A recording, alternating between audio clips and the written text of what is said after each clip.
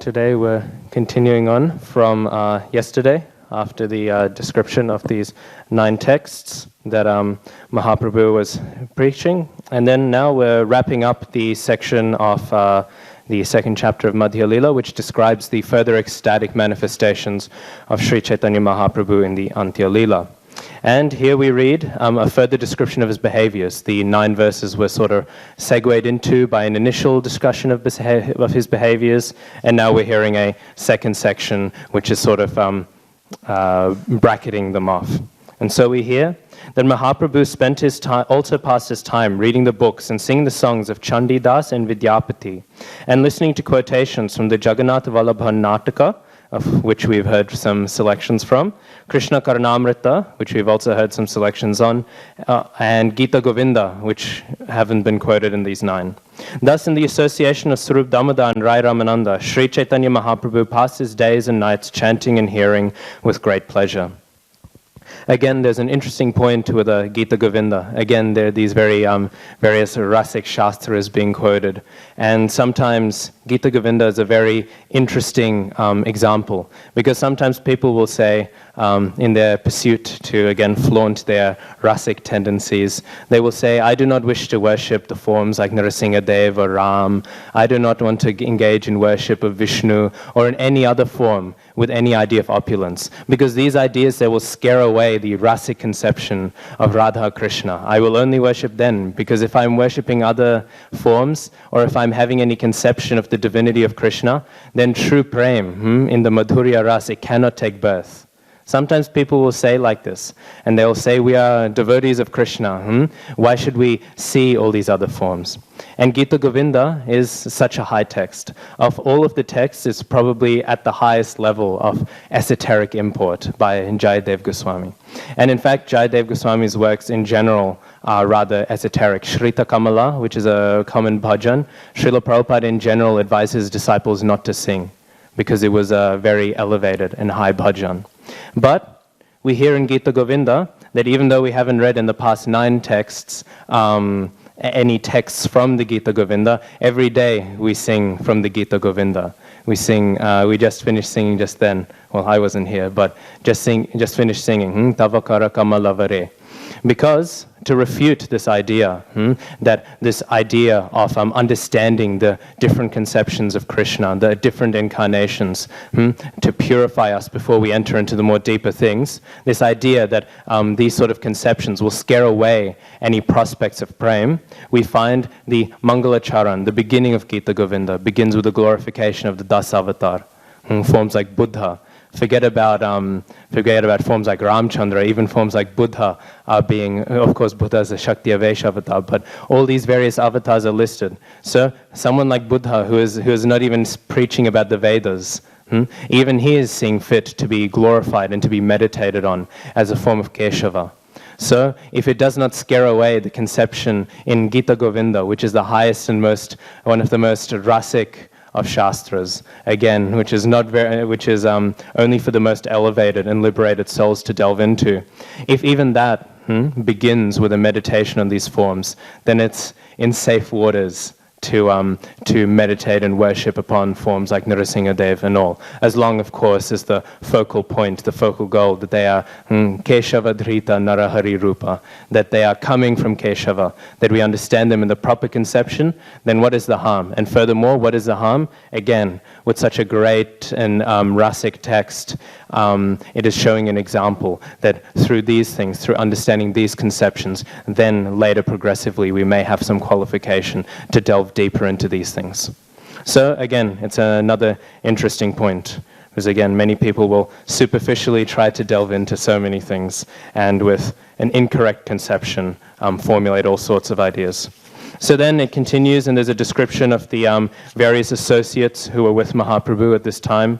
Devotees like Paramananda Puri, who is an incarnation, who is said to be Uddhav himself, Ramananda Roy, Swarup Damodar, Gadadhar, Jagadananda, various other personalities. And Srila Prabhupada in his purport, he says that Ramananda Rai is considered sometimes to be an incarnation of Arjun, sometimes to be considered an incarnation of Vishaka Devi. So then there's these various identities given, because of course Mahaprabhu Lila is Krishna Lila. The same associates who are there with Krishna have come again for Mahaprabhu's Lila. They're not two separate things. We often speak of Gaur Lila and Krishna Lila as two separate categories, and of course in a sense they are, but in a sense they're also just one flow. Gaur Lila is the natural conclusion of Krishna Lila. Krishna Lila itself would not be complete if Gaur Lila did not happen. So Gaur Lila is essential to Krishna Lila. And then, of course, Gaur Lila is based in Krishna Lila. So Gaur Lila itself cannot exist without Krishna Lila first happening. They're both codependent and therefore one of the same thing. And then we hear the author of the Krishna Caritamrita, which was being quoted so often. He is mentioned here, Lila Shukha, that's another name that's been given to him. Bilvamangal Thakur was an ordinary human being, yet he developed many ecstatic symptoms in his body. What then is so astonishing about these symptoms being manifest in the body of the Supreme Personality of Godhead?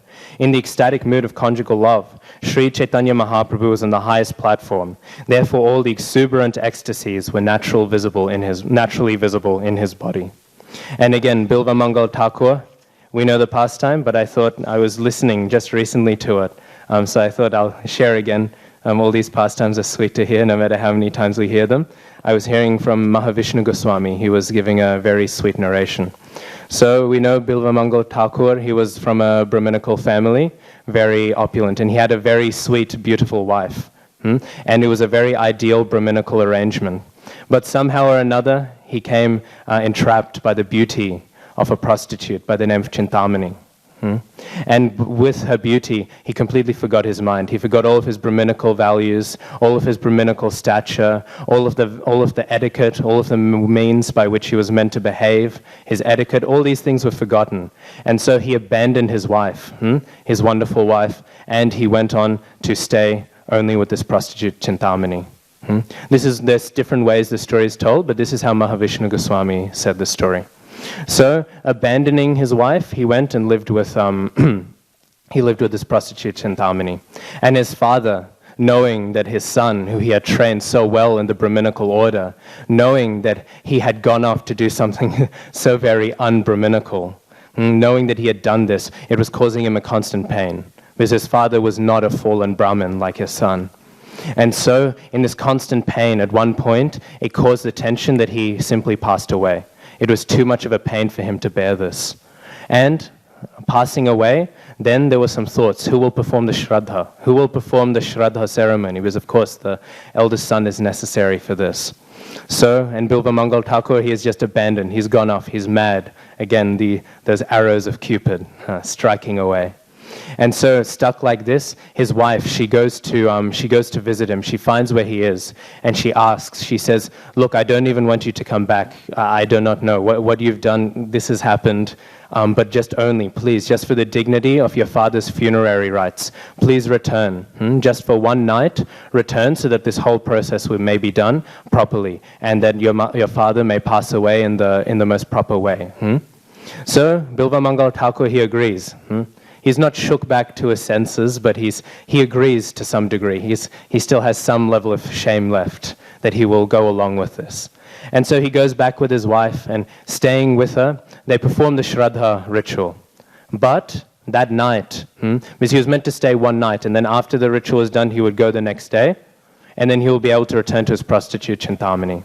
However, that night, there was a great storm. And during that storm, Bilvamangal Thakur, he was thinking, actually, it is not possible for me to even go one night without this sensory gratification. So addicted, so much do I feel that I need this, that I will go ahead, and I must go tonight. I cannot even stay one night. And so he leaves in the middle of the night and runs out through the storm. And Mahavishnu Goswami, he says that actually his wife realized at this point that Bilvamangal Thakur had left, that he was running away. And so she followed him through the storm. And following him, she kept on tracing behind him bit by bit by bit by bit, but she could not fully catch up to him. And she was thinking, where is he going, where is he going? But she understood when he was calling out the name of Chintamani constantly, calling out her name, she understood that he is going back to that prostitute who he had fallen in love with. And so, hearing this, she became very dejected. And at that point where she realized what he was doing, he came up to a river.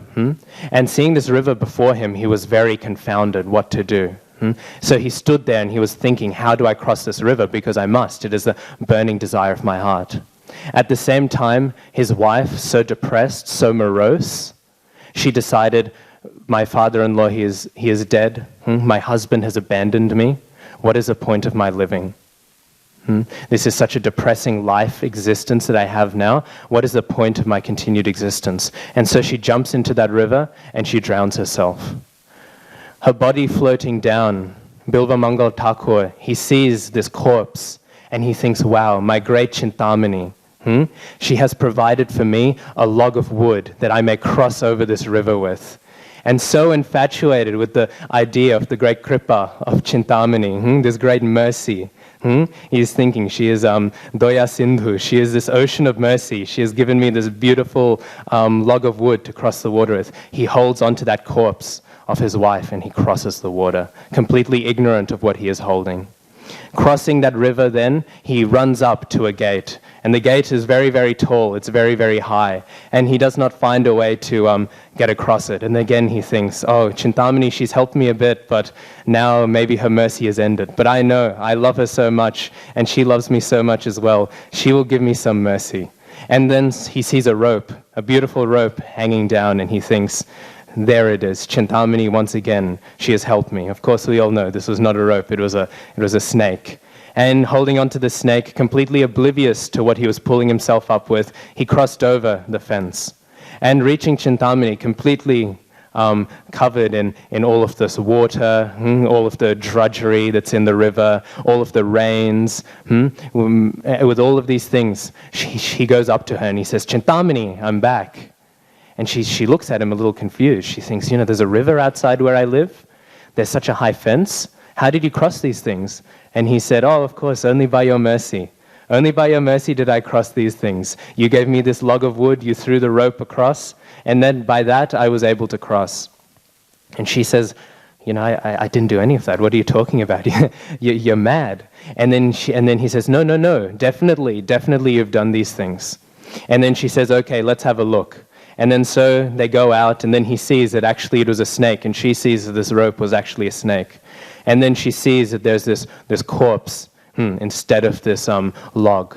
And with this realization of his intensity in his lust, she says, so strongly you have done all these things, so strongly you have come with such nishta, with such single-minded purpose, you have come to attain me. Just for what? My body is, we all know Prabhupada's famous story of liquid beauty. So with all of this, this is just some temporary, some few elements, some mucus, some flesh, some fat, some stool, all of these things, and you've done so much to try and reach me.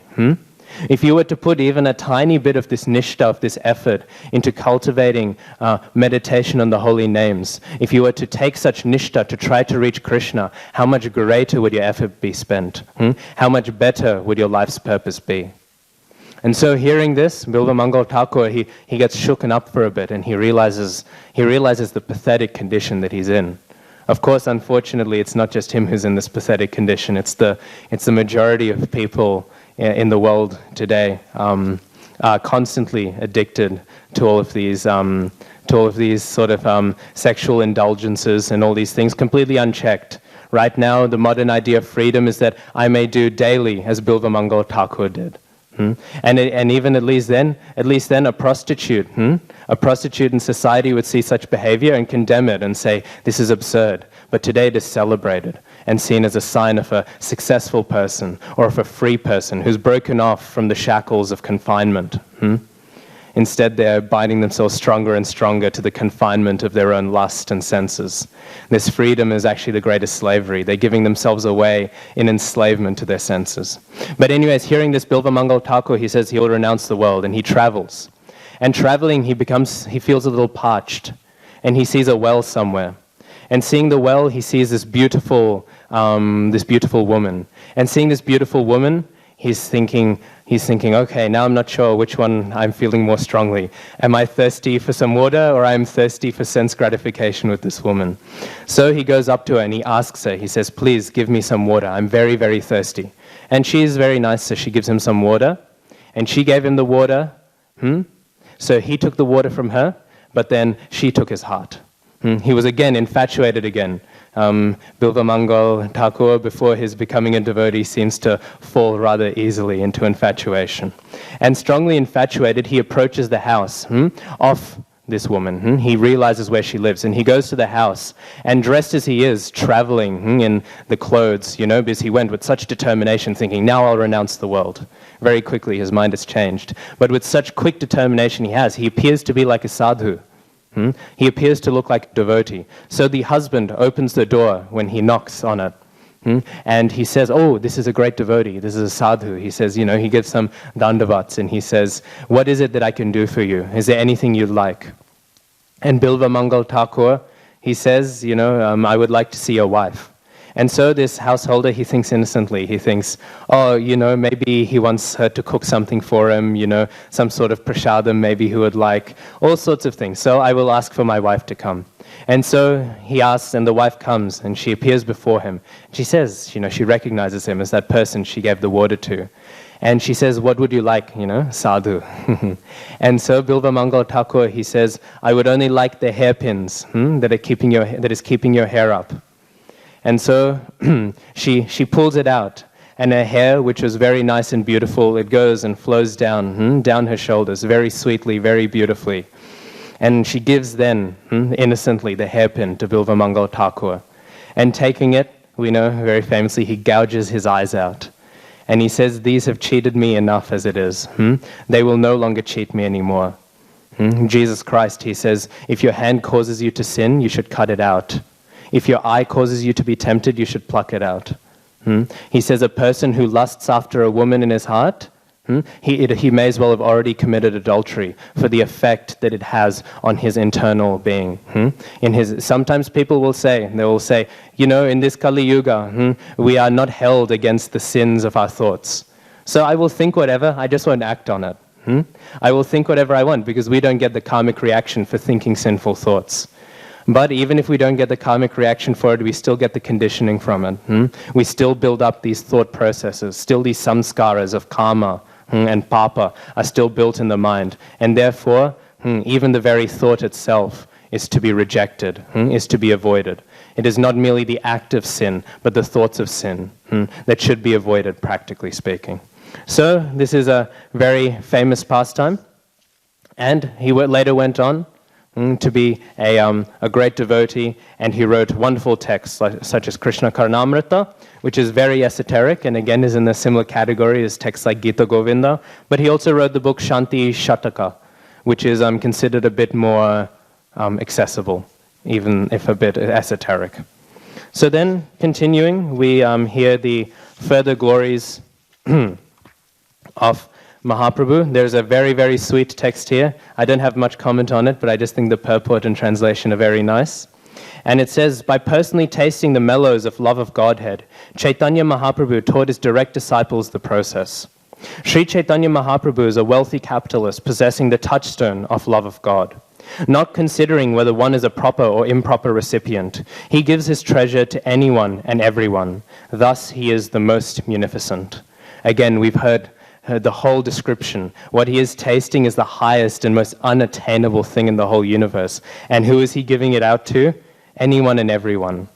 Therefore, he is the most munificent. Not only is Mahaprabhu giving the Yuga Dharma, not only is he giving such an easily accessible means of spirituality, not only is he giving it to everyone and anyone, people who are completely undeserving of any spiritual gift, of any mercy, but he's giving the highest mercy, the highest things possible.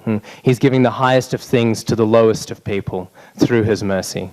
And this is again why Mahaprabhu is the most munificent. Not only with what he is giving, even if he gave what he was giving to the most qualified of people, of who there are very few, especially in this day and age, he would still be considered the most munificent, who is distributing what he is distributing.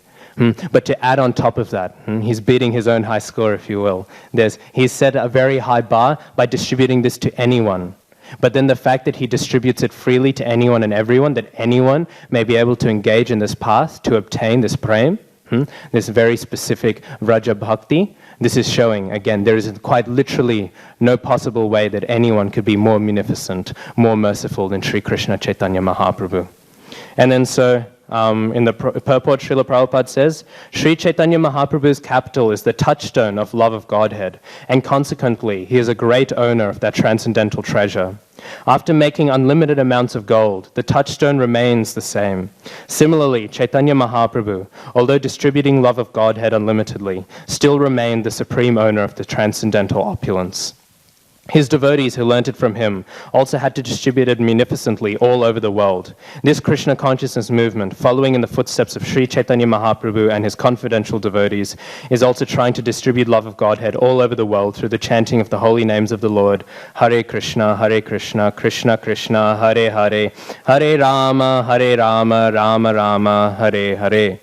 So this is a very sweet purport. Again, the mercy of Mahaprabhu flows fully from his internal purposes. The internal and external purposes, even though they are separate and are achieved separately, they intertwine together to emphasize that great mercy of Sri Chaitanya Mahaprabhu. And then we have a wonderful text again. Such topics are not to be discussed freely, because if they are, no one will understand them. Such are the wonderful pastimes of Sri Chaitanya Mahaprabhu. Unto one who is able to understand, Sri Chaitanya Mahaprabhu has shown mercy by giving him the association of the servant of his own servant. And in the purport, Srila Prabhupada says, unfit persons who utilize the transcendental ecstasies in the mode of Srimati Radharani are perverted into the Sahajiya, Bola, and other sampradayas. And so, this is a very interesting description. The upper sampradayas, the false sampradayas, the deviated sampradayas, are generally given in a list by Bhaktivinoda Thakur. Prabhupada gives them throughout his books, but there was a description in Madhya Lila. And here, there is the list. There's the Aulas, the Baulas, the Karta Bhaja, the Nera, the Daravesha, the Sani, the Sahajiya, the Sakhi Beki, the Smarta, the Jata Goshani, the Ativadi, the Chura Hari, the Goranga Nagari. So there is a small bit of information in each one. So I took longer speaking about Bilvamangal Thakur than anticipated, but I'll go quickly through them. So we can begin with the Jata Goshani. So the Jata Goshani is an interesting type. The Jata Goshani are actual, they are apparently from the lines of Mahaprabhu. So these ones, they come, they descend, because all of these are deviated from the path of Mahaprabhu. So these are all somehow related.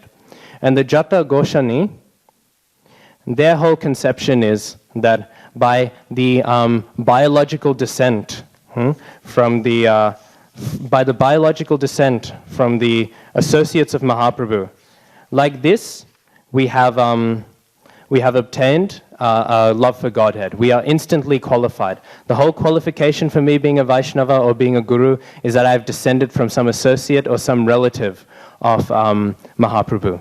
So I know it's even said, some of them, there is a custom that they are given the title Prabhupada at their birth. So you'll meet this family of Prabhupads. They're all, they're doing whatever. We'll see a very interesting case. These people who are being called Prabhupada, maybe they're smoking, maybe they're doing all these things. How can they be given such an exalted title? But this idea of hereditary descent. So we'll find examples throughout. And another similar one that Srila Prabhupada mentions in his Upadeshamrita commentary are those who obtained the title Goswami. And so you'll see Goswamis with many, many children, completely embroiled in family life, but they've inherited this title Goswami, and therefore, why? Because they've descended in a family of Goswamis. In fact, I think one of the funniest cases is, in fact, you'll find some of these, their last name is Brahmachari. And you'll have a family, you'll have a grihastha, you'll have a whole family of people, and all of they're all called so-and-so Brahmachari. So it's rather funny, it's rather comical, but they're taken rather seriously. I am descended from so-and-so, and therefore I have some value. But in general, many of them have deviated. And Srila Bhaktisiddhanta Saraswati Thakur especially, if he was fighting against all these upper sampradayas. Bhaktivinoda Thakur sort of began the fight, so to speak, but his main target was these people. These, and the second type, the Smartas. The Smartas are rather similar. The Smarta, upper sampradaya, their whole conception is very similar to the Jata Goswami. The Jata Goswami is saying, I've descended from Mahaprabhu's associates, therefore I'm very opulent. The Smartas, they are saying, I'm from Brahminical family, therefore I have some value. There's three types of Brahmins, it is said, besides the Dvija Bandhu. There is the Dvija, who takes the Brahminical thread. So he has accepted maybe the Brahma Gayatri, he maybe wears a thread and walks around, but there's not much really said for him. He follows the regulative principles of Brahminical status. Yeah? Then the next is the Vipra Vaishnava. The Vipra Vaishnava, he is doing all these things, he is following the standard, but he has also studied the Vedas.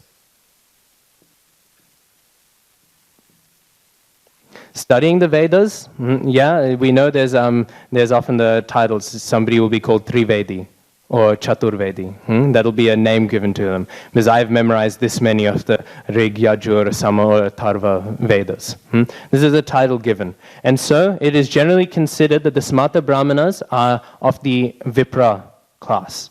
The final is the Vaishnava Brahmana. The Vaishnava Brahmin has not only studied the Vedas, not only follows the regulative principles, but has realized the Veda. He has realized the point of the Veda, and therefore he is the highest of the Brahmins. However, the second class Brahmin, the Vipra Brahmin, he will use the knowledge he has of the Vedas, Srila Prabhupada says, in order to make money for some materialistic purpose. But he will take a great pride in his birth. The Brahminical status is very, very high, he will say. His Holiness Suhotra Swami says rather funnily that it's often said that by having constant remembrance, by always remembering Vishnu, one has fulfilled the essence of all the rules and regulations. He says the Smarta Brahmins, they've got it reversed. Instead of always remembering Vishnu and therefore following the rule and therefore fulfilling the rules and regulations, they are trying to follow the rules and regulations and always forgetting Vishnu. They've switched it around, and because of that, they have lost the track. They've lost the point of all rules and regulations, and yet they absorb themselves in this. Next, we have the Gauranga Nagaris. The Gauranga Nagaris are still extant today, and they are one of the harder upper sampradayas. The Gauranga Nagaris and the Ativadis are probably the hardest to identify, because outwardly they seem to be doing a lot of things right. In a sense, so do these two. And of course, the unfortunate case is this sort of mentality can still creep in today in ISKCON. Sometimes people will blindly, just by birth, they will give some sort of value to someone, or just by position. Somebody is playing some role. They will say suddenly, because somebody has some position in management somewhere, therefore they are necessarily a pure devotee. Obviously not an attack at management, better that they're managing than I am. But they will think just naturally, by having some position somewhere, in some sort of structure, suddenly they have instantly devotional qualities. Or in a more traditional sense, because somebody is born in a Brahminical family, they're a bit ahead. This is, again, the same idea. In fact, Bhaktisiddhanta Saraswati Thakur, he actually encouraged his disciples who were born in Brahminical families, he encouraged them to marry into different jatis. He said, actually, you should try to marry outside of the family you're born into, to try and emphasize this point that once one is a Vaishnava, they have transcended these conceptions. He said, some of my disciples, he said, I will not ban marrying inside your own jati, but you should consider yourself a disciple who has less faith in me than the one who marries outside of it.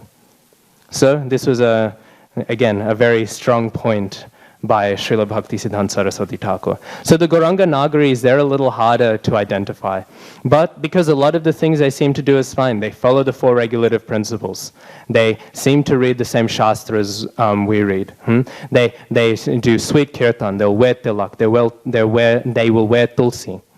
But the big problem that they have is they say, and again, this ties in very well with what we've been reading, that Sri Chaitanya Mahaprabhu is Krishna.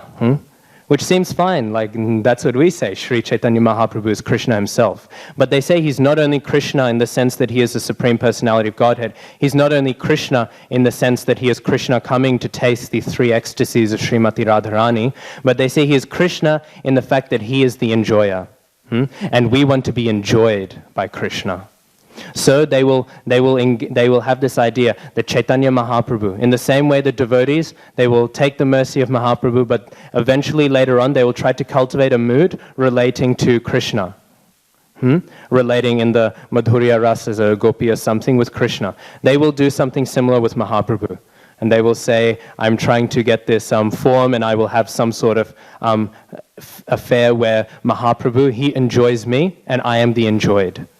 In his pastimes. But this is nonsense. Absolute, complete nonsense. Anyone who's read, as we've just got through, even the first chapter of Madhya Lila, and of course all of Adi Lila, will know how absurd this is.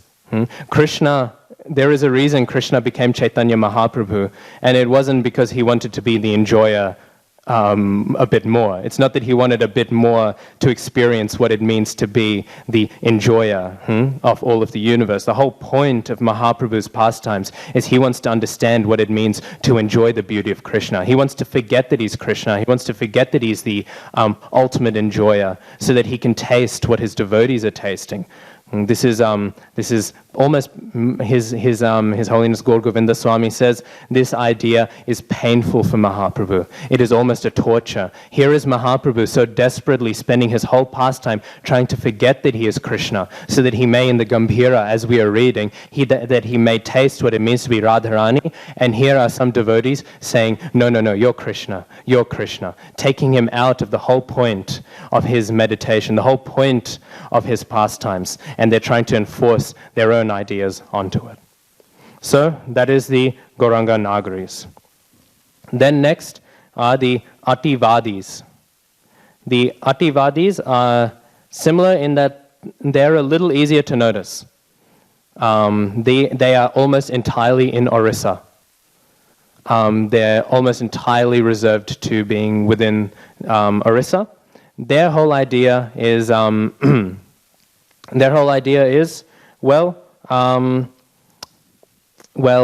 was this guy named Jagannath Das, in Orissa, and he was considered a disciple of Haridas Thakur. He was considered a great disciple of Haridas Thakur. However, later on he rejected this relationship, and he was constantly creating some difficulties for Sri Chaitanya Mahaprabhu, and specifically for Haridas Thakur. He was an example of a very bad disciple. He would continuously try to compose these new ideas. He told his disciples, his followers, he would say, when you chant the Mahamantra, say Hare Rama, Hare Rama, Rama Rama, Hare Hare, and then say Hare Krishna, Hare Krishna. He flipped the order around. What was the point? He had some better idea, maybe. He told his disciples, when chanting the Mahamantra, always put your hand in front of your mouth. Close your mouth as you're chanting. I don't know why. He has some idea. So he would make all these sort of ideas. And at one point, Haridas Thakur decided, well, you're more trouble than you're worth, really. And so he kept on going, though. He was very proud. He was thinking, wow, Haridas Thakur, he has rejected me because I have grown more advanced than him. He is telling me I should do greater things. And so he went to Mahaprabhu. And Mahaprabhu would always be hearing the poetry of various devotees who would come through Surab Damodar, and they would see, is this appropriate? But he stormed through and went to Mahaprabhu. And he told Mahaprabhu his own translation of Bhagavatam into the Uriya, the Orissan language. And this translation is rather common in Orissa. But it is bogus. It has 5 extra chapters that he just decided to add in. His own realization. He felt he could do a better job than Shukdev Goswami did. So he added 5 extra chapters in. And Mahaprabhu, hearing this, he said, wow, I'm such a low person, I cannot hear the words of such a great person. You have added to Bhagavatam. Again, Mahaprabhu was indirectly just chastising him. But Jagannath Das, he wasn't the brightest of folk, as we can tell, and he thought, oh wow, this is really good. And then he said, you are hearing this, you are Krishna. I know that you are Krishna. You are Krishna. Shri Krishna Caitanya Mahaprabhu. And you know what? I am Radharani. And saying this, Shri Krishna Caitanya Mahaprabhu, he said, you are Ativad. You are greater than me. He said, I cannot hear such things. You are so much greater than me. Do not speak such high truths in front of such a fallen soul as me. And saying like this, he was completely chastising him. But today you will still find followers, and they will call themselves Ativadis, because they'll say, actually, Mahaprabhu, he was being serious. He wasn't chastising this person. He was being serious. He actually meant that Jagannath Das is so great. This was a great title given to him. And so they will follow like this, and they will follow all their various conceptions, their concocted Bhagavatam, they have their own Panchatattva of different personalities, because it all deviated. Because Ativadi, it doesn't mean that he was greater than Mahaprabhu. It meant in his mind he thought he was greater than the spiritual masters. It meant he thought he was greater than the Guru Parampara. It meant he thought he was greater in his conception and understanding of the truth than all of his mentors. It meant that he did not have, again, when we know in Bhagavad Gita, that's one of the most famous shlokas, Pranipatena pariprashnena sevaya. It is with humility, with pranams, with respect, that one approaches the source of true knowledge, not thinking that one is greater than the spiritual master, not thinking that, oh, I am God's gift to this parampara. When I have come to spiritual life, my spiritual master is so fortunate that he initiated someone like me. Now I can be one of the great diamonds among my Guru Maharaj's disciples. I am so great. This is what, again, in a similar way to the first two, this is an idea that maybe we won't find as extremely as this, but it is a tendency that might creep into people's minds. People might think, Srila Prabhupada has done all these things, but I know better than Srila Prabhupada. Now things are different. I have a better understanding than Srila Prabhupada. Srila Prabhupada, he was just a conditioned person. He was thinking this or that. I know better than him. I have a better understanding of the truth. Sometimes people will say like this, not so explicitly, but they'll mean it implicitly. I hear sometimes among the youth, sometimes they'll say, oh, I think Prabhupada was wrong about this. Who are you to disagree with Srila Prabhupada? Who are you to disagree with the Guru Parampara? Who are you to disagree with these great beings? And so, the Ativadis have this conception. They think they are greater than Guru Parampara, and they are a perfect example of the dangers of being too innovative, not innovating under the guidance of a senior Vaishnava, but innovating on one's own, thinking their own conceptions. There's a pastime, Srila Bhaktisiddhanta Saraswati Thakur. Once he had written an essay, and as we know from the drops we get of his writing was very elevated. He was using very complex language, but he had apparently misspelt a word. And so there was a misspelling, and there was a debate being made by the two publishers of the Harmonist magazine in which this article was meant to be published in. One of them said, people will criticize Guru Maharaj. He said, Guru Maharaj has made a mistake. Look, here's the dictionary. I found this word. Guru Maharaj has misspelled the word. We need to edit it and spell it correctly. And the other disciple said, if Guru Maharaj has spelled this word differently than the dictionary, then we must tell the people who have published this dictionary to change the spelling in the dictionary. Guru Maharaj knows better than we do. Who are these people who have written the dictionary? If there is a discrepancy between the dictionary and Srila Bhaktisiddhanta Saraswati Thakur, then Srila Bhaktisiddhanta Saraswati Thakur wins every time, was his idea. And so eventually there was some dispute. And Bhaktisiddhanta Saraswati Thakur said, the mood of that disciple who says if the dictionary disagrees with Guru Maharaj, the dictionary is wrong, he said his mood is proper. He said, this is the mood of a proper disciple who does not think himself smarter than the spiritual master. However, the action of that disciple who wanted to change the spelling is also right. They should do this, but they should do this with the idea that other people will see this misspelling. And they will criticize it. They will not realize this, and they will criticize Guru Maharaj's publication. We understand in our hearts that the dictionary is wrong and Guru Maharaj is right. But these people will not understand, and therefore for their service, for their sake, we will modify the spelling. This is, And in this way, Srila Prabhupada would sometimes engage his disciples in editing his books, or so on and so forth. There was not, that is not an example of Ativad. But again, so the Ativadis, it's a very dangerous propensity and doesn't lead very well. The next few, all sort of tie in together. So we have the Prakrita Sahajiyas. The Prakrita Sahajiyas are, they're rather, we hear about them often. And I was speaking before about them, but essentially their whole idea is, their tendency is to reduce the ideas of the divine male and the divine female, of the divine feminine and the divine masculine aspects of the Supreme Personality. Their idea is to reduce it onto our level. So they say that there is no difference. Femininity in this world, sexual interaction in this world is the same as in the transcendental world. And so they will engage in all sorts of tantric sexual practices in order to obtain some Krishna prema. And I'm sure you don't even need to go through a refutation. It's so obviously just some perverts trying to use religion and spirituality in order to get some sense gratification. However, the underlying conception, it's not so common one, but you might sometimes find some people will, they will either they will rush in to hearing the higher pastimes of Krishna, and even if they intellectually, through jnana, recognize that this is not male or female, they have not fully realized that truth, that it is not material relation. And even if they have that jnana, but they have not had the vijnana, the realization of it, they will instinctively have the emotions of like a prakrita sahajiya. Their emotional response, what comes out of their chitta will still not be ideal.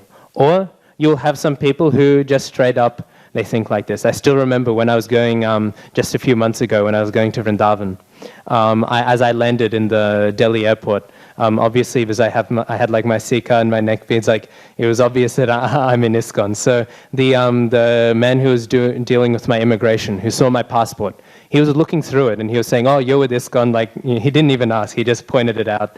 And then like that, the conversation continued, and he said, "So you're going to Vrindavan then?" And I said, "Yes, I'm going to head off, hopefully sooner rather than later." But I'm going to head off to Vrindavan. And then he said, "Oh, okay, that's nice." And then we kept on talking. And then he asked me, he was doing small talk as he was filling out all the documents. And he said, "Oh, do you have a girlfriend?"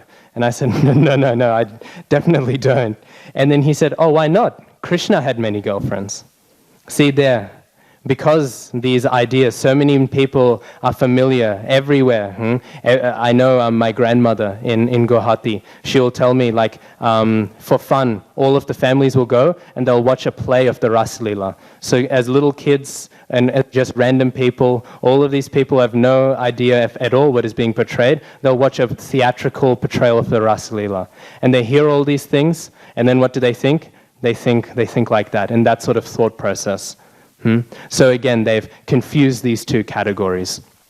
Of course, he's not a prakrita sahajiya, but that mindset is the mindset that produces prakrita sahajiyas. In the same way we consider somebody who is beginning devotion to already be a perfected devotee because it is guaranteed later on. In the same way, such a mindset, because soon that person will be considered perfect. You know, Bhagavad Gita in 931, it says that soon that person who has begun on the devotional path, even if they are wavering, soon they will become perfect.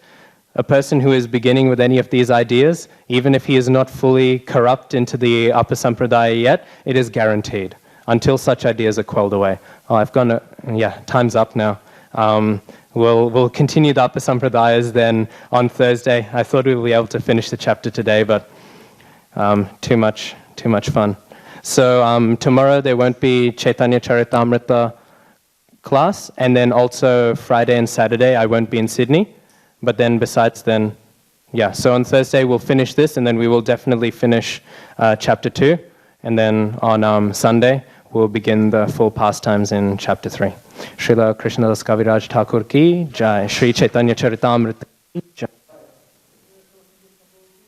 Ananta Koti Vaishnav Vrinda ki jai, Krishna Padaya Krishna Pashtaya Putare Shimate Radha Govinda Goswami Nitinamini Namaste Prabhupada Devam Gauravani Vacharine Gramya Jana Nishtarine.